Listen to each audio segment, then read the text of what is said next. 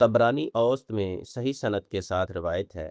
नबी करीम सल्लल्लाहु अलैहि वसल्लम ने फरमाया, अगर कोई बंदा जिस पर अल्लाह ताला ने अपनी नेमतों की बारिश की लोगों की ज़रूरियात पूरी करने पर कादिर हो, मगर उसके बावजूद वो अपना दिल तंग करे और उससे बेतौजीही करे, तो गोया उसने उन नेमतों को ज़वाल का निशाना बना दिया।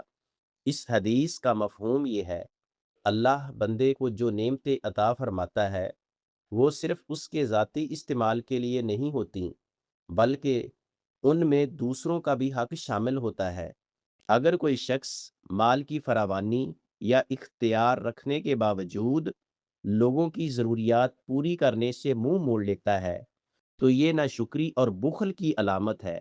ऐसी रवश नेमतों के ज़वाल का सबब बनती है, क्योंकि शुक्र का तकाजा ये है कि बंदा अल्लाह की दी हुई नेमत को उसके बंदों पर खर्च करे। जो शख्स दूसरों से खैर रोक लेता है, अल्लाह ताला भी उससे अपनी नेमतें रोक लेता है।